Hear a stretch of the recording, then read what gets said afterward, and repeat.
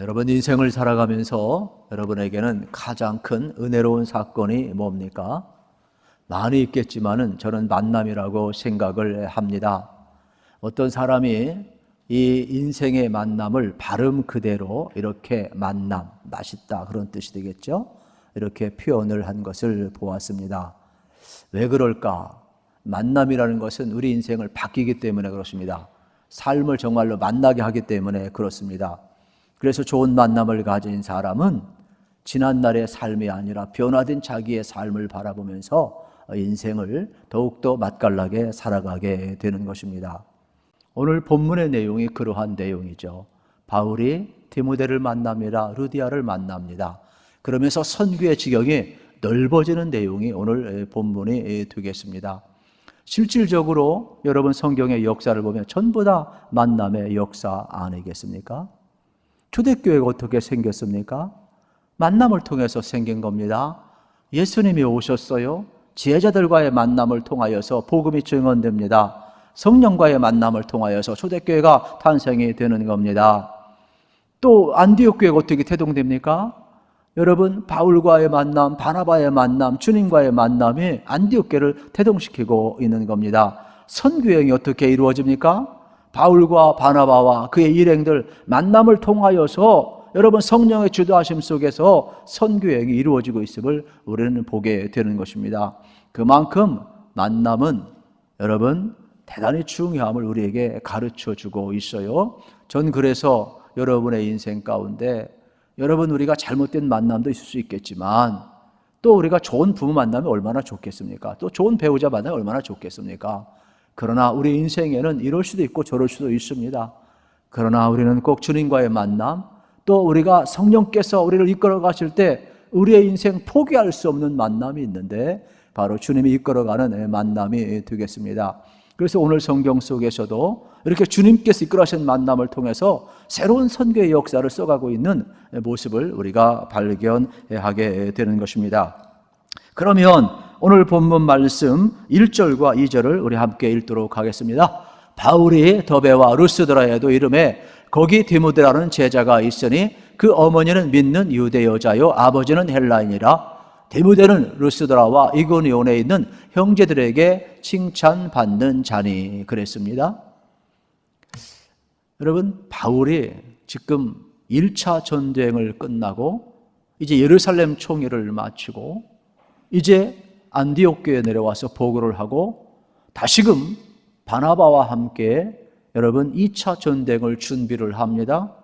그래서 결국 바나바는 마가와 떠나고 바울은 실라와 2차 전도 여행을 떠나게 되는 겁니다. 그런데 이 2차 전도 여행 속에서 하나님은 바울과 실라를 통하여 어떻게 일하시느냐, 이제 여러분 디모데를 만나게 하고 있는 장면을 보게 되는 것이죠. 그러면 디모데는 누구냐? 우리가 잘 아는 것처럼 바울은 결혼하지 않았습니다. 그런데 바울은 믿음을 통해서 디모데를 낳았어요. 그래서 내가 낳은 영적 아들이라 그랬어요. 우리도 인생길을 걸어가면서 여러분 복음을 전해서 거듭나게 한 사람이 있어야 되는 겁니다. 저는 바울이 참 부럽습니다. 결혼도 안 했는데 믿음으로 출산한 사람이 너무 많아요. 그래서 하나님 앞에 갔을 때 바울이 얼마나 영광스러울까 생각하면 참 부러워요. 하나님 나라에는 반드시 상급이 있어요. 이 땅에도 상급이 있지만은 하나님 나라에 우리가 얼마나 하나님을 사랑했고 얼마나 많은 영혼을 구원했고 정말로 이렇게 믿음으로 나온 자녀가 있느냐를 계수할 날이 오게 될 터인데 그 날에 바울처럼 정말 잘했다 칭찬받고 좀 상급받았으면 좋겠어요. 저는 여러분의 일생에도 믿음으로 낳은 자녀, 그래서 복음을 전해서 믿음으로 거듭난 사람이 여러분을 통하여서 많이 나타나기를 우리 주님의 이름으로 축복합니다. 그래서 바울은 이렇게 디모데를 만나서 이제 힘을 얻는 장면을 발견하게 됩니다. 그리고 디모데는 3대째 예수를 믿습니다. 디모데후서 1장 또 11장 5절에 보게 되면은 이는 내 속에 거짓이 없는 믿음이 있음을 생각함이라. 이 믿음은 먼저 내 외조모 로이스와 내 어머니 유니게에 속해 있더니 내 속에도 있는 줄을 확신하노라 그랬어요. 잘 보세요. 외조모 로이스, 어머니 유니게 3대째 지금 디모데가 믿고 있어요. 그런데 이러한 디모데는요 이제 2절에 뭐라고 그랬어요? 루스드라와 이고니온에 칭찬받았더라고요. 칭찬받는 인물이에요. 왜 칭찬받았을까? 많은 이유가 있겠지만은 성경에서 우리에게 드러내고 있는 것은 좋은 여러분 3대째 신앙을 거치면서 그의 성품이 참 좋았어요. 그래서 연약한 사람들을 세워가는 일에 또 목양을 하는 일에 그저 바울이 마음 놓고 맡겨도 될 정도로, 그래서 좋은 성품으로 칭찬받는 사람이었어요. 저는 여러분들이 기왕에 예수 믿었으니까 칭찬 많이 받기를 축복합니다. 그런데 문제가 하나 발생을 했습니다. 그것은 바로 뭐냐면 3절인데, 바울이 그를 데리고 떠나고자 할새 그 지역에 있는 유대인으로 말미암아 그를 데려다가 할례를 행하니 이는 그 사람들이 그의 아버지는 헬라인 줄 다 알미로라 그랬어요. 할례 문제가 걸려요. 만나는 사람이 유대인이에요. 그래서 디모데를 데려다가 할례를 행해요. 디모데가 참 착하죠. 어린 아이도 아닌데 다 컸는데 여러분 표표를 벗긴다는 건 쉽지를 않아요. 그리고 이미 바울도 알아요. 구원과 할례는 아무 상관이 없다는 걸 알아요. 그런데 가는 곳곳마다 유대인들이 있으니까 논쟁하기가 싫은 거예요. 자꾸 어떤 선입견을 가지고 복음도 듣기도 전에 거부해버리니까, 그래서 어떻게 했습니까? 자기 동족을 구원하기 위해, 자기는 이미 할례 받은 사람이니까 디모데까지도 어떻게 했어요? 아버지가 헬라인이니까 어머니만 이제 여러분 유닉이 아니에요. 유대인 아니에요. 그러니까 이 다 큰 디모데를 할례를 시켜서 복음 전할 때 방해받지 않게 하고 있음을 볼 수가 있는 것이죠. 이런 걸 보면 바울의 마음속엔 계속 드러나는 게 뭐냐면, 이방 선교를 위해서 지금 가고 있지만은 자기 동족을 향해서 여러분 한 번도 구령사에게 대해서 포기하지 않고 있다는 거예요. 더딘 것 같은 데에도 계속해서 자기 동족을 구원하고자 하는 그 모습을 우리 이제 볼 수가 있어요. 이렇게 디모데가 순종함으로 말미암아 5절에서 참 순조롭게 교회를 세워가고, 또 그가 다시금 2차 전도하는데 탄력을 받게 돼요. 그래서 이에 여러 교회가 믿음이 더 굳건해지고 수가 날마다 늘어가니라, 이렇게 협력 선교를 한 거죠. 그리고 가서 복음을 증언할 때 바울 같은 열정도 중요하지만 디모데와 같이 온유하고 거기에 있는 사람들을 잘 다독일 줄 아는 그러한 능력이 함께 나갔을 때 교회가 평안하고 든든히 서간 모습을 이제 보게 되는 것입니다. 그러면 이러한 일을 지금 하고 더 의욕적으로 선교를 하려고 있는데 6절, 7절에 뜻하지 않은 또 사건을 경험을 하게 됩니다. 성령이 아시아에서 말씀을 전하지 못하게 하시거늘 그들이 부르기아와 갈라디아 땅으로 다녀가 무시아 앞에 이르러 비두니아로 가고자 했으되 예수의 영이 허락하지 아니하시는지라. 여러분 잘 보세요. 아시아를 가고자 할 때 성령이 막아요. 또 비두니아로 가고자 할 때 예수의 영이 또 막아요. 이렇게 보면 성령님이 선교를 막는 것 같이 보이죠? 그러나 성령님은 선교를 막는 것이 아닙니다. 성령님은 여러분 바울이 원하는 방향이 아니라 하나님이 원하는 방향으로 지금 바울을 이끌어가고 있음을 우리는 보아야 합니다. 그래서 여기에 선교의 주체가 바울이 아님을 봐야 돼요. 그래서 성령이 선교의 주체임을 우리에게 가르쳐주고 있어요. 그래서 바울은 바울이 원하는 곳에 가서 선교의 선교라고 생각하지만 성령님은 아니에요. 하나님이 원하는 곳에 가서 선교해야 된다는 거예요. 그래서 표면적으로 성령이 어떻게 합니까? 막는 것처럼 보이고 있지만 개입하시는 것이고, 또 성령이 이들을 이끌어가고 있음을 우리는 보게 되는 것입니다.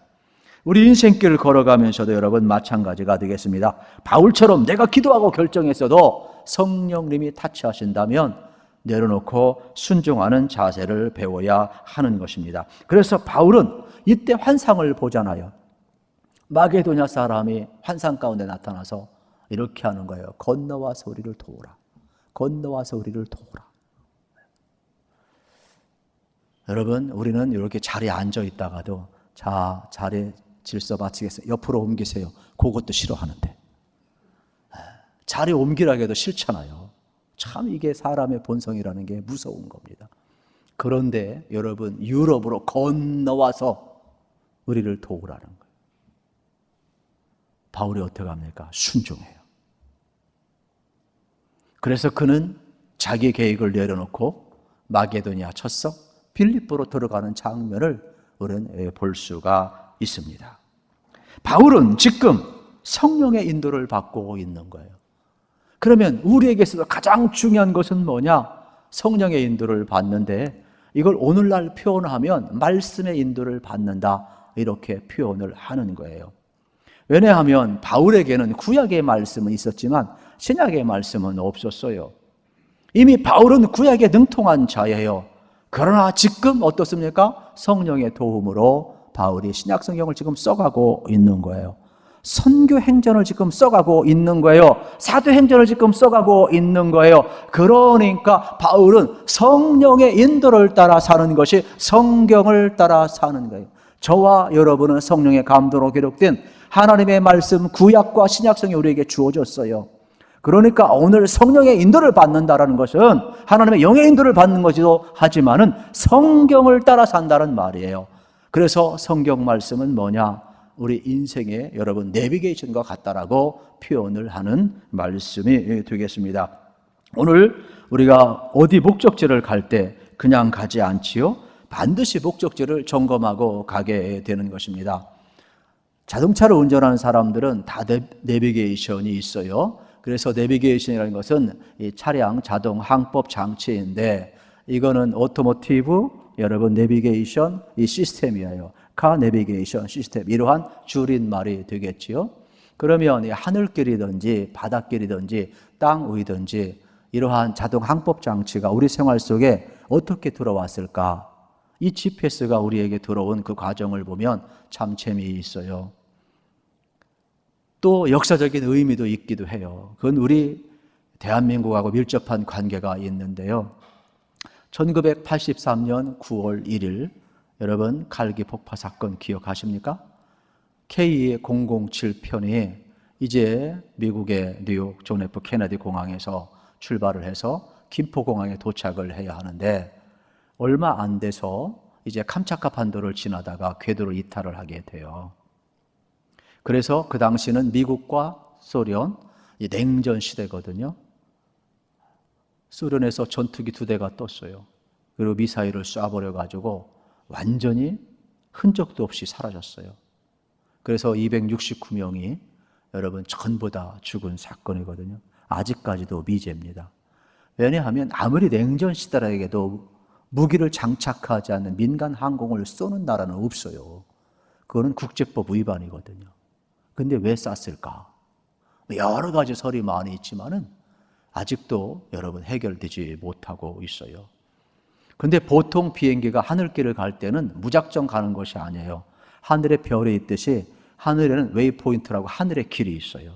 그래서 그 하늘의 점선을 따라서 하늘길을 쫙 다 가는 겁니다. 공항에 가보면 밤에 활주로가 쫙 펼쳐 있듯이 밤 하늘에도 다 점선이 다 있어요. 그런데 무슨 이유인지 모르지만은 이 007K 여러분 우리 대한항공이 어떻게 궤도 이탈을 한 거예요. 그래서 캄차카 반도를 지나면서 계속해서 궤도 이탈을 해가지고 어느 100마일까지 이탈을 한 거예요. 하늘길에서. 그 이유를 몰라요. 더 쉽게 이야기하면 한 160km 떨어진 것이 되겠죠. 그러니까 이제 소비에트 연방에서 전투기를 띄워가지고 추락을 시켜버린 거거든요. 이 사건을 계기로 해서 여러분 결국 항공 전문가들은 이러한 결론을 내려요. 아무리 하늘길이 있고 아무리 관제탑하고 수신을 한다 할지라도 한계 상황을 거기서 경험을 한 거예요.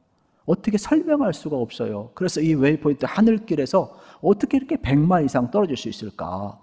결국은 그때 미국이 충격을 먹고 어떻게 하느냐? 사고 예방 차원에서 군사용으로 개발했던 이 GPS를 이제 어떻게 합니까? 일반화시킨 거예요. 그게 내비게이션이에요. 그래가지고 차에도 핸드폰에도 항공에도 선박에도 여러분 우리 모든 삶 속에 내비게이션이 이렇게 유익을 주고 있는 겁니다. 그래서 딱 목적지를 찍으면 정확하게 목적지까지 이끌어가고 있음을 보게 되는 것이죠. 우리가 하늘길을 가든 바닷길을 가든 여러분 길 위를 걸어가든 안내를 잘 받아야 돼요. 목적지 정확히 안내를 못 받으면 낭패를 당해요. 그리고 여러분이 잘못된 인도를 받게 되면 결국은 어떻게 될까요? 궤도 이탈되면 정말로 엄청난 여러분 일들이 벌어질 수밖에 없는 거죠. 우리 신앙도 마찬가지예요. 우리 인간의 위대한 점은 뭔 줄 아세요? 하나님을 아는 거예요. 하나님을 만나는 거예요. 그리고 하나님을 예배할 수 있는 거예요. 이것이 동물과 다른 모든 피조물과의 차이점이에요. 그래서 인간의 위대함은 다른 데 있지를 않아요. 하나님의 형상대로 지음받은 인간이 예수 그리스도의 은혜를 통해 예수님을 만남을 통하여서 우리가 그분 앞에 설 수 있고, 여러분 하나님을 예배하면서 하나님께 주신 그 사명 우리 잘 감당하다 아버지 앞에 갈 수 있는 것, 이것이 우리 인생의 최고의 로드맵이고 축복이거든요. 그러면 이 인생길 우리가 걸어가야 하는데 오늘 우리는 누구의 인도를 받고 있냐는 거예요. 신앙의 여정, 여러분 우리는 무엇을 지금 인도받고 있는가를 생각해 보아야 하는 것입니다. 그래서 우리는 철저하게 하나님께서 기뻐하시는 여러분 그 길을 우리가 하나님의 말씀을 따라 살아갈 필요가 있습니다. 젠센 프랭클이라는 사람은 인생을 여러분 결정하는 특별히 영적 분별력이라는 책을 썼습니다.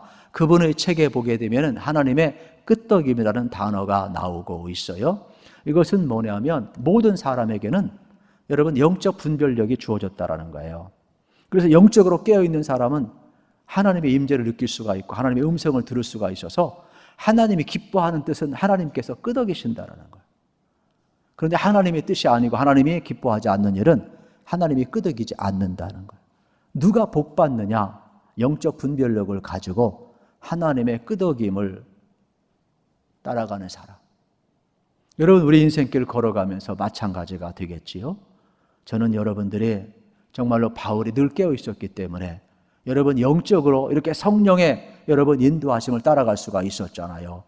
오늘 우리도 마찬가지가 되겠습니다. 우리의 역할은 하나님을 인정하는 것이고 하나님의 역할은 여러분 우리 길을 지도하시는 것임을 우리는 깨달아 알아야 되겠습니다. 그러므로 여러분이 무엇을 결정하든지 간에 항상 하나님 앞에서 여러분 하나님의 인정, 하나님의 끄덕임을 기다릴 줄 알아야 될 것입니다. 그래서 이 책에서는 하나님의 끄덕임을 받는 사람, 하나님의 인도를 받는 사람은 하나님의 뜻이기 때문에 모든 것을 하나님이 공급하신다라고 이야기하고 있습니다. 우리도 마찬가지가 되겠습니다. 때때로 성령님께서는 여러분 복음 사역자와 전혀 다른 곳으로 우리 인도할 수 있을 것입니다. 그러나 바울도 순종했던 것처럼 여러분 2번씩이나 길을 막혔지만은 좌절하지 않았어요. 실패를 실패로 여기지 아니하고 성령의 역사 앞에 그가 순종했을 때에 놀라운 일을 경험하게 되는 것입니다. 오늘 우리도 마찬가지가 되겠습니다. 하나님의 인도를 받아야 되는데 여러분 하나님의 인도를 받지 아니하면 어떻게 될까요? 고생합니다. 우리 인생도요 가야 될 길이 있는 거예요. 가지 말아야 될 길이 있는 거예요. 그러면 우리는 다 몰라요. 그래서 가장 여러분 내 인생을 가장 잘하시고 가장 복되고 나를 통해 영광받기 원하시는 그 하나님의 섭리를 믿는다면 우리는 늘 깨어있고 하나님의 말씀에 인도를 받아야 하는 것입니다. 그래서 이사야서 55장 8절 9절 말씀에 보면 하나님은 이렇게 말씀을 하셔요. 같이 읽읍시다. 이는 내 생각이 너희 생각과 다르며 내 길은 너희 길과 다름이니라. 여호와의 말씀이니라. 이는 하늘이 땅보다 높음같이 내 길은 너희 길보다 높으며 내 생각은 너희 생각보다 높음이니라. 아멘. 여러분 그렇습니다. 하나님은요 우리 생각보다 더 높아요. 하나님은요 여러분 오늘 지금 바울의 일행 방향을 꺾으시면서 다시금 그의 갈 바를 보여주고 이끌어가고 있음을 발견하게 되는 것입니다. 그래서 9절 10절에서 바울이 환상 가운데 이렇게 보고 있잖아요. 밤에 환상이 바울에게 보이니 마게도냐 사람 하나가 서서 그에게 청하이르되 마게도냐로 건너와서 우리를 도우라 하거늘 바울이 그 환상을 보았을 때 우리가 곧 마게도냐로 떠나기를 힘쓰니 이는 하나님이 저 사람들에게 복음을 전하라고 우리를 부르신 줄로 인정하밀러라. 이 환상을 그냥 하나의 꿈으로 여기지 아니하고 하나님이 이끌어감을 받아들인 거예요. 복음 전하라고 받아들인 거예요. 그래서 마게도냐 여러분 첫성 바로 필리포로 향하여 가고 있음을 발견하게 되는 것입니다. 그렇습니다. 바울의 훌륭한 점은 하나님께서 타치하실 때 즉각 순종하고 있다는 사실입니다. 오늘 우리의 믿음도 이랬으면 참 좋겠어요. 내 뜻대로 하려고 하다가도 하나님이 막으신다면 우리가 내려놓고 순종하시면 참 좋겠어요. 또 성령님이 나를 이끌어 가신다면 내가 어떠한 손해를 본다 할지라도 기꺼이 순종하며 나아갈 때 하나님은요, 우리의 삶을 어떻게 다 예비하시고 이끌어 가심을 우리에게 보여주고 있는 겁니다. 그래서 바울이 이제 결국은 어떻게 됩니까? 이제 드로아를 출발해서 빌립보에 이르게 됩니다. 빌립보는 여러분 알렉산더 대왕 아버지 빌립 2세가 여러분 그 이름을 따서 지은 도시가 되겠지요. 그리고 여기는 마게도냐 첫성이고 또 로마의 식민지라고 그랬어요.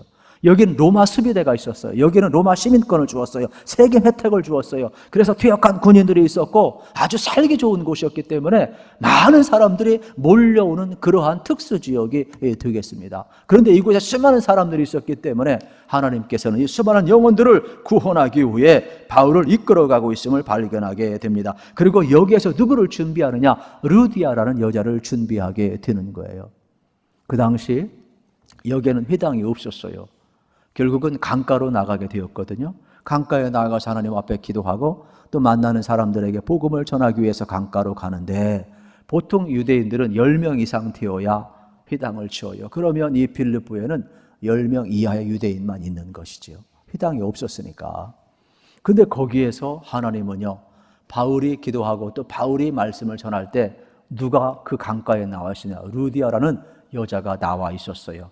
그리고 바울의 말을 듣게 됩니다. 그리고 그의 마음이 활짝 열리게 됩니다. 이 사람은 두아디라 사람인데 이 사람은 염색공업을 하는 사람이에요. 그래 돈이 많고 부유한 어떤 상업을 하는 그러한 여성이 되겠습니다. 그래서 이 자주색 염색하는 그 업을 하고 있었는데 거기에 해피르면 바울의 말을 이 루디아가 지금 듣고 있는 것이죠. 그리고 성경은 뭐라고 이야기하느냐? 14절에서 이렇게 이야기합니다. 하나님을 섬기는 루디아라는 한 여자가 말을 듣고 있을 때 주께서 그 마음을 열어 바울의 말을 따르게 하신지라. 주께서 마음을 열어주었대요. 그리고 예수님 믿게 했어요. 그리고 자기 집에 청해 세례받게 했어요. 그리고 바울한테 뭐라고 이야기합니까? 나를 예수 믿는 사람으로 알며 내 집에 청하여서 들어와서 유하시고 이곳에서 하나님의 역사를 일으키라고 자기 집을 교회로 내어놓아요. 그래서 빌립보 교회가 루디아 집에서부터 시작이 되는 거예요. 그리고 나중에 바울이 로마에서 편지를 썼잖아요. 그게 빌립보 서신이 되겠어요.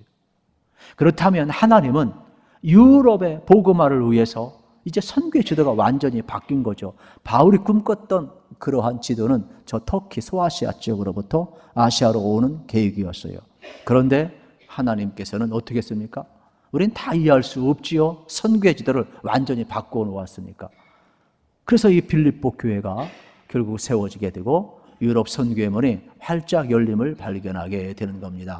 여러분, 하나님은요, 말씀을 통해서도 하시고 오늘 본문처럼 환상을 통해서도 말씀을 하시고 또 더 나아가서 여러분 직접 음성도 들려주셔요. 심지어는 급하시면 여러분 낙의 입을 열어서라도요 하나님이 말씀을 하시는 분이셔요. 또 주변의 환경을 통해서도 얼마든지 하나님은 지금 말씀하고 있어요. 하나님은 또 메시지를 통해서도 지금 말씀하고 계심을 기억을 해야 합니다. 그래서 오늘 우리는 늘 깨어 있으셔서 어떻게 해서 바울처럼 성령이 아시아에 선교하는 거 맞고 유럽으로 이끌어갔을 때 순종했던 것처럼 늘 하나님의 음성에 우리가 민감할 필요가 있습니다. 오늘 여러분 깨어 있으셔서 성령의 인도하심에 따라 순종하시고 하나님의 말씀의 정확한 내비게이션을 따라서 여러분 인생길 꼭 걸어가시고 하나님이 쓰시는 존귀한 삶 꼭 살아가시기를 축복합니다.